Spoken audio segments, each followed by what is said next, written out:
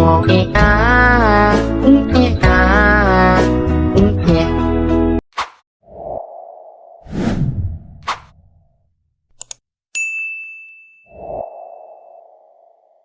mana di ultimatum itu dia meminta warga Surabaya untuk menyerahkan senjata milik Jepang apabila kalian tidak mematuhi ultimatum itu sampai dengan waktu yang ditentukan. Hai, wassalamualaikum warahmatullahi wabarakatuh. Terima kasih sudah klik video ini. Oke, sebelum aku memulai video ini, aku mau nanya dulu nih sama kalian. Kalian tahu nggak sih kalau 10 November ini diperingati sebagai Hari Pahlawan Nasional? Tahu kalian kan? Aku yakin lah 100% di antara kalian pasti banyak yang tahu nih. Tapi nih pertanyaannya, apakah kalian tahu peristiwa apa yang terjadi di hari itu? Dan gimana nih awal mula tanggal 10 November ini diperingati sebagai Hari Pahlawan? Kalian tahu nggak kalau ternyata warga Surabaya kala itulah yang mempelopori adanya Hari Pahlawan? Di malam hari ini aku akan membahas sejarah diperingatinya Hari Pahlawan setiap tanggal 10 November setiap tahunnya. Tapi sebelum aku masuk ke ceritanya, aku mau disclaimer dulu kalau semua kisah yang akan aku bawakan malam ini aku rangkum dari berbagai sumber ya. Nanti kalau misalnya ada informasi yang salah atau kurang lengkap boleh langsung diperbaiki aja dan juga ditambahi di kolom komentar di bawah. Oke, jadi sekarang tanpa berlama-lama kita langsung masuk aja ke ceritanya. Check it out.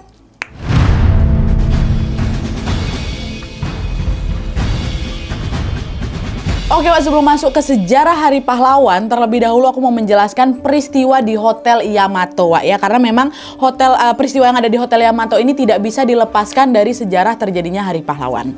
Jadi, seperti yang sudah kita tahu, setelah proklamasi kemerdekaan Indonesia dilakukan oleh Insinyur Soekarno dan juga Muhammad Hatta pada tanggal 17 Agustus 1945, kan masih ada aja nih pihak-pihak yang memang menolak proklamasi itu kan, dan masih tetap berambisi untuk menguasai Indonesia. Jadi belum sepenuhnya merdeka lah gitu. Nah, pihak-pihak itu adalah sekutu dan juga Belanda, dan FYI Belanda ini sebenarnya juga tidak termasuk dalam sekutu ya. Anggota sekutu itu ada 4, Prancis, Inggris, Amerika, sama Polandia. Jadi sekutu ini sama Belanda masih mau juga menguasai Indonesia.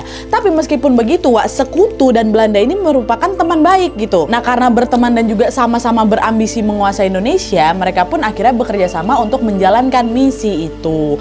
Dimana pada tanggal 24 Agustus 45, Belanda dan sekutu pun menandatangani perjanjian civil affair di London, Inggris. Di mana dalam perjanjian itu disepakati bahwa pihak sekutu yang diketuai oleh Inggris akan membantu Belanda supaya bisa balik lagi nih berkuasa ke Indonesia. Di sini tuh sekutu ini memang emang pure mau bantuin aja gitu, Mereka ini tidak bersaing untuk menguasai Indonesia. Belanda aja lah gitu yang maju. Kenapa? Karena sekutu menganggap bahwa Belanda ini sebagai mantan penjajah Indonesia lebih berhak atas kekuasaannya kepada Indonesia gitu. Dan untuk memuluskan rencana ini, Inggris pun segera langsung membentuk sebuah pasukan tentara khusus yang diberi nama Elite Force Netherlands East Indies atau AFNI ya. Nah, para tentara AFNI ini nantinya akan ditugaskan menjalankan 3 tugas penting. Tugas yang pertama adalah mereka wajib melucuti senjata militer tentara milik Jepang. Ingat nih tugas pertama, mau melucuti senjata militer milik Jepang yang sempat berkuasa bentar gitu di Indonesia. Terus yang kedua, mereka wajib membebaskan narapidana berkebangsaan Eropa yang sempat ditahan sama Jepang. Dan yang ketiga, mereka harus melumpuhkan rakyat Indonesia agar Belanda ini bisa menjajah lagi, ya kan?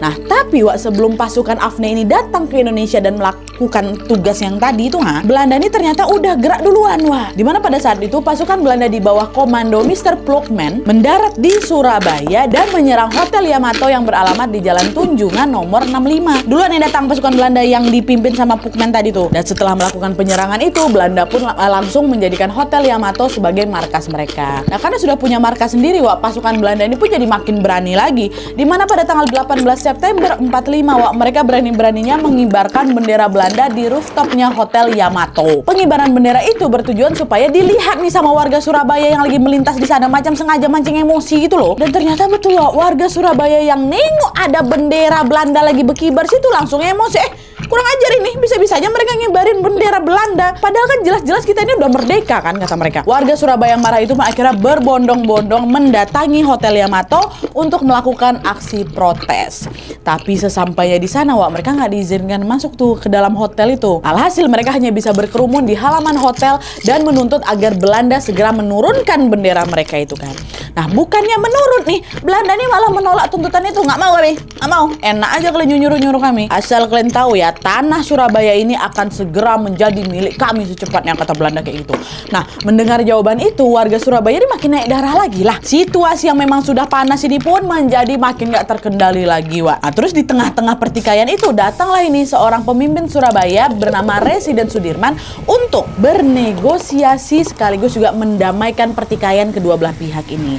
Tapi di situ Pak Sudirman ini nggak datang sendirian, Wak. Dia didampingi oleh dua orang pengawalnya bernama Sidik dan juga Haryono, ya kan. Nah, sesampai di Hotel Yamato, Pak Sudirman dan juga kedua pengawalnya ini pun diizinkan masuk ke dalam dan bertemu langsung dengan pemimpin Belanda, siapa? Si Mr. Plukman tuh. Setelah ketemu, Pak Sudirman pun kembali menyampaikan tuntutan rakyatnya, yaitu Belanda harus menurunkan benderanya gitu kan. Tapi sayangnya, Wak, permintaan itu ditolak mentah-mentah sama Plukman. Nggak bisa Pak, hotel ini sudah jadi milik kami dan kami berhak mengibarkan bendera Belanda. Nah, selain menolak, Wak, Plukman ini juga mengancam akan menembak kepala Pak Sudirman dengan pistol. Nah, dengar ancaman ini, Sidik ajudannya tadi tuh langsung terpancing emosi. Berani-beraninya kau ngusir apa pemimpin kami. Sidik langsung refleks mendekat ke arah Plukman, dicekeknya lah Plukman tuh. Tewas di tempat, Wak. Pemimpin mereka tuh tewas dicekek sama ajudannya Pak Sudirman. Melihat Plukman tewas, pihak Belanda ya nggak diam aja, pancing emosi juga mereka. Salah satu dari mereka pun langsung mengambil sebilah pedang dan menusuk perut Sidik sampai juga Sidik tewas. Nah, karena ada korban tewas dari kedua belah pihak nih, satu dari si Belanda Plukman, satu dari Indonesia Sidik. Situasi di Hotel Yamato pun langsung dengan cepat berubah keos, Wak. Warga Surabaya yang sedari tadi menunggu di luar langsung nyerbu tuh masuk ke dalam buat balas dendam juga kan. Nah, di sisi lain pasukan Belanda yang ada di sana juga nggak tinggal diam. Mereka pun melakukan perlawanan, Wak, sehingga terjadilah di sini bentrokan fisik antara warga Surabaya dengan pasukan Belanda kan. Bentrokan itu akhirnya dimenangkan oleh warga Surabaya. Dan setelah menang, warga Surabaya ini langsung naik ke rooftop kan, dan dengan cepat langsung menurunkan bendera Belanda. Dirobeknya lah warna biru tuh, jadilah bersisa warna merah putih. Kan bendera Belanda 3 warna, karena biru ya dicopot. Gak lama setelah itu mereka pun kembali bisa mengibarkan bendera merah putih di tiang Hotel Yamato sambil terus berteriak merdeka, merdeka, merdeka gitu. Nah, peristiwa di Hotel Yamato itu, Wak, rupanya memicu konflik tiada henti antara warga Surabaya dengan pasukan Belanda, di mana kedua belah pihak ini, Wak, sering sekali terlibat bentrokan senjata semenjak kejadian itu, Wak. Nah, karena konflik itu semakin hari semakin parah, Wak, barulah itu yang awalnya Belanda aja yang turun tangan, sekutu yang memang mau turun tangan pun langsung turun tangan dengan cepat, Wak. Dengan cara apa? Itulah baru diterjunkannya pasukan AFNI ke Surabaya tuh. Pasukan yang memang mau diturunkan sama mereka dari perjanjian yang ada di London, Wak.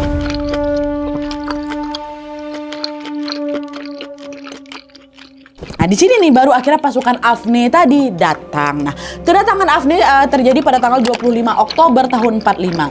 Ada sekitar 6.000 tentara AFNI mendarat di pelabuhan Tanjung Perak dengan dipimpin oleh seorang jenderal yang bernama Albertine Walter Southern Malabi, ya, atau dikenal dengan nama Malabi. Nah, di bawah pimpinan Malabi ini, Wak, tentara AFNI ini ternyata tidak datang sendirian aja.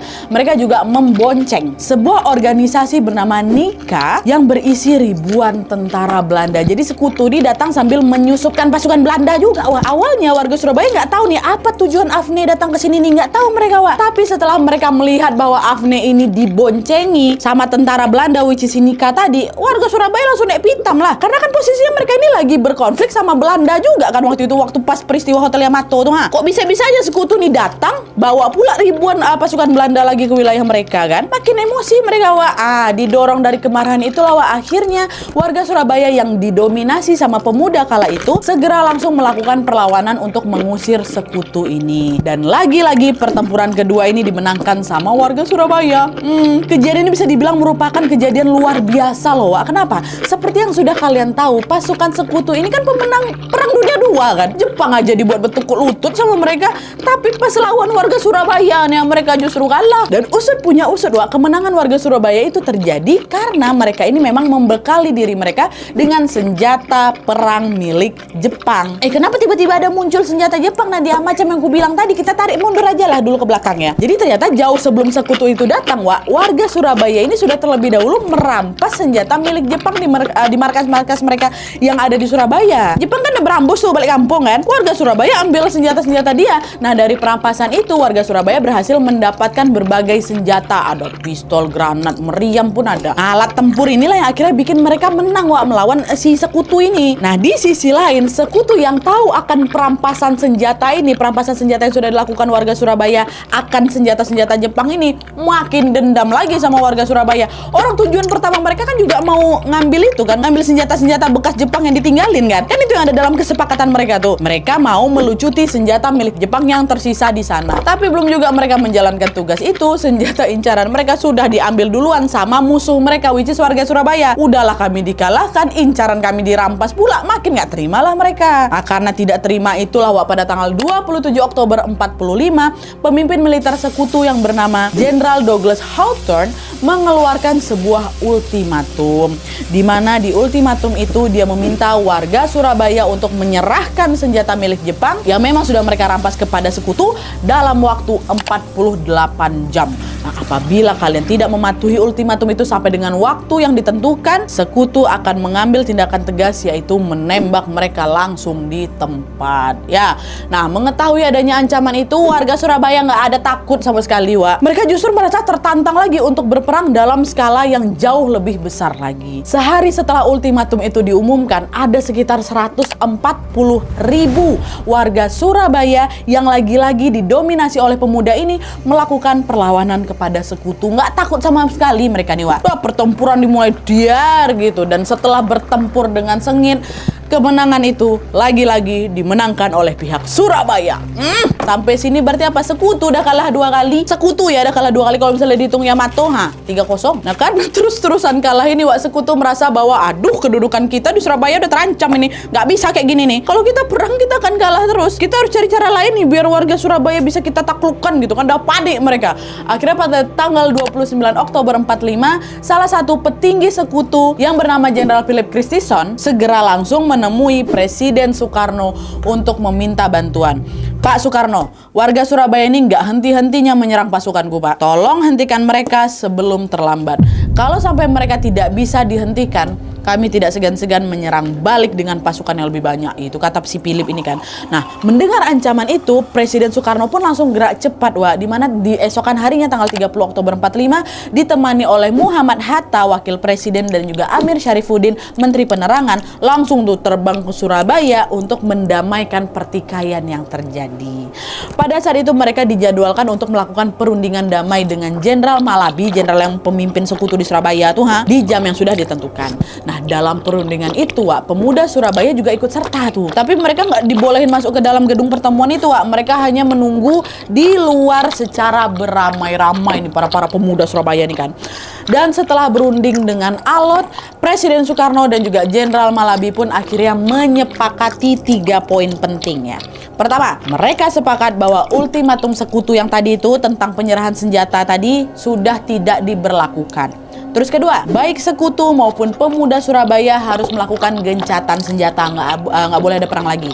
Yang ketiga, sekutu diperbolehkan menguasai pelabuhan dan juga bandara Surabaya. 3 kesepakatan itu. Mendengar kesepakatan itu, warga Surabaya langsung menolak dengan keras.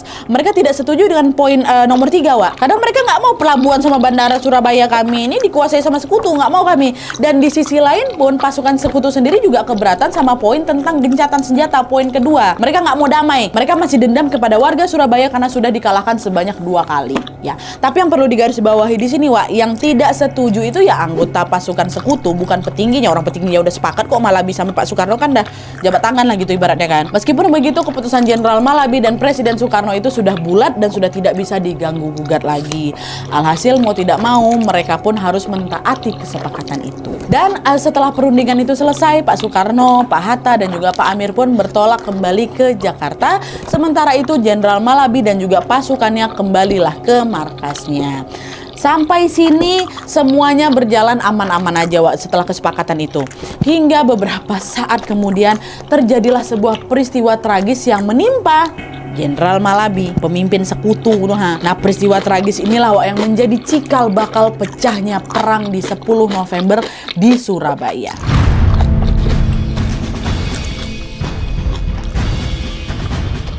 Nah jadi Wak, setelah perundingan antara Indonesia dan sekutu itu selesai, Jenderal Malabi ini kan bergegas balik lagi ke markasnya kan dengan mengendarai mobil. Tapi pas baru aja sampai di tengah jalan, mobil itu dihadang sama ratusan pemuda Surabaya. Dan gak lama dari situ Wak, salah satu dari pemuda ini pun tiba-tiba melepaskan sebuah tembakan ke arah Malabi. Tepat sasaran, mati Malabi di tempat. Nah, kematian Malabi itu Wak yang tentunya langsung memancing amarah tentara sekutu nih. Dengan cepat mereka langsung melemparkan bom granat ke arah pemuda Surabaya sebagai aksi balasan. Bom itu pun meledak dan mengakibatkan beberapa pemuda terluka parah Wak. Kericuhan pun kembali terjadi lagi dan pertempuran antara sekutu dan juga pemuda Surabaya itu tidak bisa terelakkan lagi Wak. Perang lagi, mereka nggak jadi gencatan senjata tuh. Nah di sisi lain kabar tewasnya Malabi ini pun langsung juga lah tersebar pastinya dan didengar sama Jenderal Philip. Jenderal yang tadi berunding sama Pak Soekarno tuh kan. Jenderal Philip ini pun langsung marah besar dan mengumumkan bahwa mereka akan melakukan aksi balas dendam. Dan pengumuman balas dendam itu pun ternyata membuat pemerintah Indonesia jadi cemas Wak di situ memang. Karena mereka sadar bahwa ancaman ini bukan ancaman main-main nih. Sekutu di sini pasti akan mengerahkan pasukan dan juga senjata canggih mereka demi meluluh lantakkan Surabaya. Ibarat udah ngamuk kali lah sekutu nih kan. Nah khawatir dengan rencana itu, akhirnya Presiden Soekarno pun berinisiatif mengundang Jenderal Philip untuk melakukan perundingan. Dalam perundingan itu Wak, dia pun bernegosiasi agar sekutu mau berdamai dengan warga Surabaya. Tapi Jenderal Philip ini terang-terang langsung menolak negosiasi itu. Nggak bisa, kami nggak mau berdamai ya. Warga Surabaya ini sudah mengalahkan kami 2 kali dan sekarang saatnya kami membalas dendam besar-besaran atas apa yang sudah mereka lakukan kepada Malabi. Dan ternyata ucapan Jenderal Philip itu bukan sekedar omong kosong Wak. Pada tanggal 7 November 7 November ya, sekutu pun mengeluarkan sebuah ultimatum yang lagi-lagi berisi soal ancaman kepada warga Surabaya.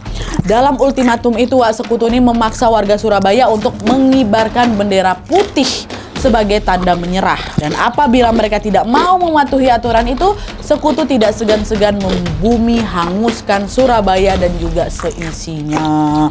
Mendengar ancaman itu, warga Surabaya sama sekali nggak gentar, nggak juga takut mereka. Mereka ini justru semakin bersemangat lagi untuk mengusir sekutu supaya segera pergi aja lah kau dari Surabaya nih, nyah kalian. Gak ada takut-takutnya mereka Wak. Dan semangat itu pun menjadi semakin membara lagi ketika salah satu ulama dari organisasi Nahdlatul Ulama bernama Hashim Ashri mengeluarkan sebuah fatwa resolusi jihad Wak, dimana dalam fatwa itu disebutkan bahwa melawan sekutu hukumnya fardu ain atau wajib bagi setiap warga Surabaya. Dan gak cuma itu aja, pada tanggal 9 Novembernya di malam harinya Wak, mereka juga mendengar orasi penuh semangat dari seorang tokoh perjuangan bernama Bung Tomo melalui siaran radio Wak, dimana lewat saluran radio itu Bung Tomo bilang, saudara-saudaraku rakyat Surabaya, siaplah keadaan genting. Tetapi saya peringatkan sekali lagi, jangan mulai menembak. Baru kalau kita ditembak maka kita akan ganti menyerang mereka. Kita tunjukkan bahwa kita ini adalah benar-benar orang yang ingin merdeka. Lebih baik kita hancur lebur daripada kita tidak merdeka. Semboyan kita tetap merdeka atau mati. Kalian tengok Wak, full orasi jadi YouTube betul-betul menyala. Nah orasi dari Bung Tomo ini Wak, yang seolah menjadi bahan bakar yang membangkitkan semangat dan juga keberaniannya warga Surabaya hari itu. Gak ada takut-takutnya. Sehari setelah orasinya Bung Tomo itu, tepatnya pada tanggal 10 November nih ya, 10 November jam 6 pagi, ada sekitar 140.000 lebih pemuda Surabaya yang berkumpul di lapangan Banteng sembari menunggu kedatangan sekutu untuk berperang. Mana kami ada di sini gitu kata mereka kan. Dan selain pemuda Surabaya, ada juga 2.000 pasukan Tentara Keamanan Rakyat atau TKR yang juga ikut serta dalam aksi ini Wak. Nah ketika pemuda dan pasukan TKR ini sudah siap untuk berperang, pasukan sekutu tadi belum juga nampak di batang hidung mereka. Nggak muncul-muncul mereka Wak. Karena pasukan sekutu waktu itu nggak muncul, pemuda mikir, kemana nih sekutu nih kok nggak datang-datang? Apa mereka takut sama kita nih ya? Orang kan kita udah kalahin mereka 2 kali gitu kan. Pikiran mereka nih. Tapi sayangnya dugaan itu langsung terpatahkan Wak, karena nggak lama dari situ nih, walaupun agak telat, sekutu datang dan menyerang mereka dari berbagai arah sekaligus langsung Wak. Mulai dari darat, laut, udara diserang sama sekutu. Di darat nih sekutu mengerahkan sekitar 30.000 tentara yang membawa 20 tank dan juga 23 artileri. Jadi artileri ini semacam meriam gitu Wak, tapi lebih canggih lagi. Itu di darat. Di laut Wak, mereka mengerahkan 13 kapal perang yang lagi-lagi berisi ribuan tentara sekutu. Sedangkan di udara nih mereka juga mengarahkan ratusan pesawat tempur yang canggih kali. Dari segala sisi diserang langsung sama sekutu kita nih, Wak. Nah, dengan persenjataan selengkap itu, sekutu langsunglah memborbardir kota Surabaya dari berbagai sisi dengan brutal, Wak. Semua lah itu bisa kalian bayangkan kan, dari semua sisi. Nah, karena serangan bertubi-tubi itu pada hari pertama pertempuran, Wak, ada ratusan pemuda Surabaya yang tewas di medan perang. Melihat kawan-kawan seperjuangan ini telah gugur, pemuda Surabaya sama sekali tidak hilang semangat, Wak. Mereka justru semakin bersemangat lagi untuk mengerahkan tenaga hingga titik darah penghabisan. Dan setelah berperang selama kurang lebih 3 minggu, pemuda Surabaya pun akhirnya mengalami kekalahan, Wak. Menurut catatan sejarah, pertempuran yang dimulai pada 10 November itu sudah menewaskan 20.000 orang yang terdiri dari pemuda yang ikut bertempur tadi dan juga warga sipil yang kebanyakan adalah wanita dan anak-anak, Wak. Akhirnya singkat cerita nih, setelah pemuda Surabaya kalah dalam pertempuran itu, sekutu pun langsung mengusir warga Surabaya yang masih tersisa. Alhasil ada 150.000 orang kurang lebih terpaksa meninggalkan kota Surabaya dan mengungsi ke kota-kota lain. Meskipun dalam pertempuran itu pemuda Surabaya tidak memperoleh kemenangan, Wak, tapi pada tahun 1959 Presiden Soekarno pun menetapkan tanggal 10 November tadi sebagai Hari Pahlawan Nasional. Penetapan ini terjadi karena apa? Karena Presiden Soekarno ingin semua warganya atau semua masyarakat Indonesia mengenang jasa-jasa sekaligus juga keberanian mereka dalam mempertahankan kemerdekaan yang sampai kini pun masih kita peringati setiap tahun. Itulah, Wak, mulanya apa yang terjadi tanggal 10 November tuh, ratusan ribu pemuda Surabaya yang langsung maju ke depan untuk melawan sekutu. Oke, Wak, jadi itu tadi sejarah tentang perjuangan mempertahankan kemerdekaan dalam peristiwa Hari Pahlawan. Peristiwa sejarah ini memang, merinding aku, Wak. Gak merinding aja, terharu juga gitu loh. Apalagi waktu dengar orasinya Bung Tomo yang menghimbau pemuda Surabaya supaya gak takut melawan penjajah tuh, Wak. Ya meskipun memang pada akhirnya mereka mengalami kekalahan, Wak, tapi dari kisah ini kita jadi tahu bahwa untuk mempertahankan kemerdekaan, para pejuang kita ini harus mempertaruhkan jiwa, raga, bahkan juga nyawa mereka. Dan perjuangannya itu sudah sepatutnya kita ingat dan kita beri apresiasi setinggi-tingginya. Tanpa pengorbanan mereka, Wak, mungkin hari ini, detik ini kita masih hidup di bawah cengkraman penjajah dan tidak bisa merasakan indahnya menjadi sebuah bangsa yang merdeka. Oleh karena itu, mari bersama-sama kita doakan semoga para pejuang kita yang gugur dalam perjuangan meraih kemerdekaan ini ataupun perjuangan mempertahankan kemerdekaan dapat memperoleh tempat yang terbaik di sisi Tuhan Yang Maha Esa. Amin ya Rabbal Alamin. Semoga jasa-jasa beliau dapat menjadi amal yang baik sebagai bekal jalan menuju surga. Amin ya Allah. Oke, Wak, jadi gimana menurut kalian soal kisah ini? Apakah kakek atau nenek kalian pernah menceritakan pengalaman mereka pada saat terlibat di pertempuran 10 November 45? Atau mungkin ada warga Surabaya juga nih yang tahu lebih lengkap lagi soal apa yang terjadi di tanggal 10 November itu? Boleh tulis semua cerita kalian di kolom komentar di bawah. Sekali lagi juga aku mohon maaf kalau misalnya ada informasi yang kurang lengkap atau kurang jelas, kalian boleh perbaiki dan juga tambahin aja di kolom komentar di bawah, Wak, ya. Oke, Wak, jadi sekian dulu videonya. Terima kasih banyak yang sudah menonton. Kalau kalian suka video ini, klik like-nya. Jangan lupa komen di bawah untuk ide dan saran-saran untuk video selanjutnya. Jangan lupa nyalain notifikasinya supaya kalian tahu kalau aku upload video baru. And as always, jangan lupa untuk klik tombol subscribe supaya kalian sama-sama tahu informasi menarik dan menegangkan dari channel aku. See you next video, Wak. Bye. Saudara-saudara rakyat Surabaya, siaplah, keadaan genting. Tetapi saya peringatkan sekali lagi, jangan mulai menembak. Baru kalau kita ditembak, maka kita akan ganti menyerang mereka itu. Kita tunjukkan bahwa kita ini adalah benar-benar orang yang ingin merdeka. Dan untuk kita, saudara-saudara, lebih baik kita hancur daripada tidak merdeka. Sebelum kita tetap merdeka atau mati.